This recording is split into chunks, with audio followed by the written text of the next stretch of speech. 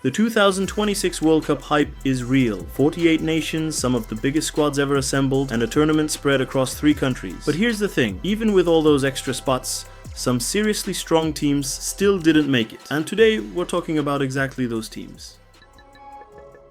Let's start with Chile. This is a side that won back-to-back Copa Americas in 2015 and 2016. 2 of the most dominant performances South American football had seen in years. They had Vidal, Alexis, Medel, Bravo, a golden generation. But that generation aged, and Chile never really built what came next. For 2026 qualifying, they finished last in the CONMEBOL table.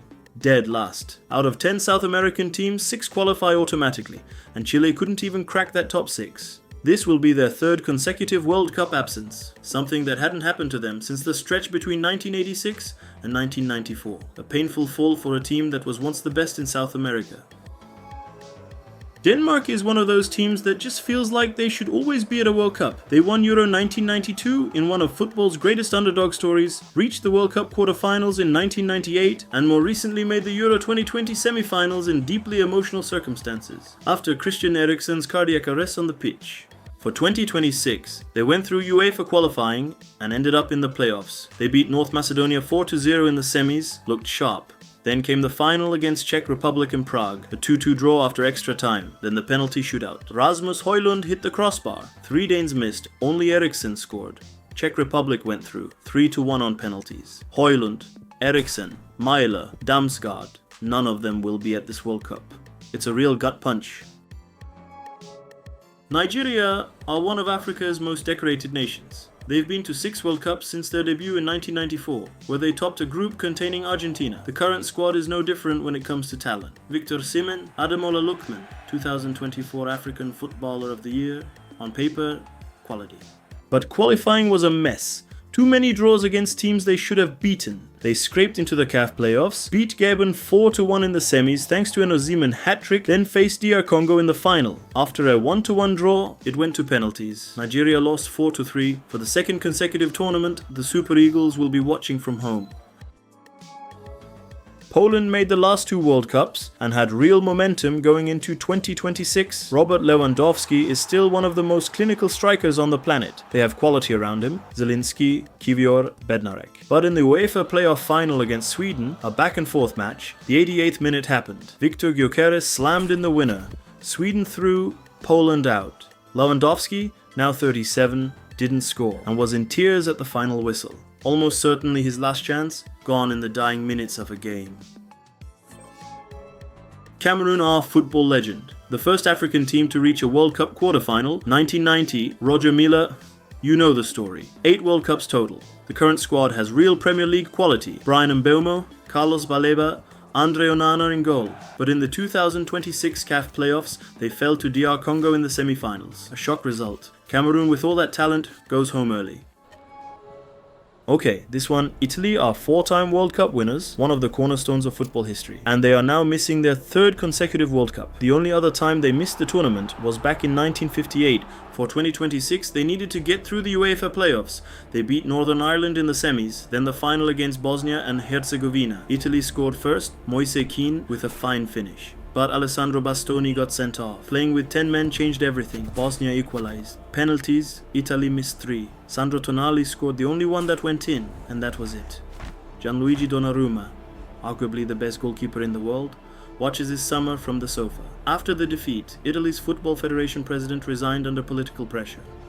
That tells you everything about how catastrophic this is. Russia's situation is different from everyone else on this list. They didn't fail to qualify, they were banned.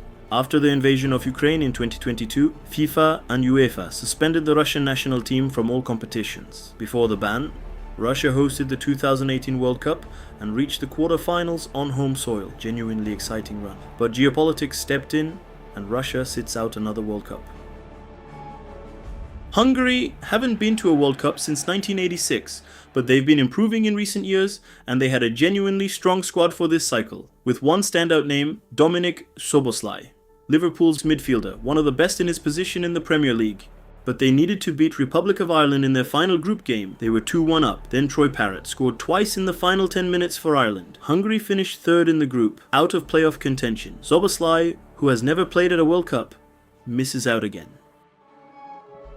Serbia traces its football roots back through Yugoslavia, a team that finished 4th at the 1962 World Cup and was a major European force for decades. The current squad isn't short on talent either. Vlahovic, Aleksandar Mitrovic, Filip Kostic, real quality throughout. But the team was painfully inconsistent all a campaign, just 9 goals scored in 8 qualifiers. They finished 3rd in their group, 1 point behind Albania, and didn't even make the playoffs. All that talent on paper, nothing to show for it.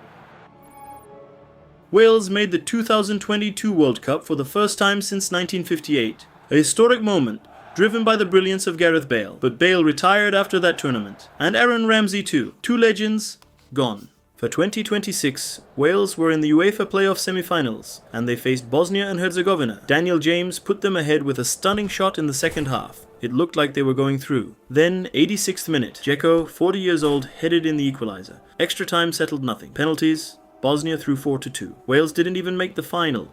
Harry Wilson, Daniel James, Brennan Johnson, talent was there, but without their legends, they couldn't get over the line.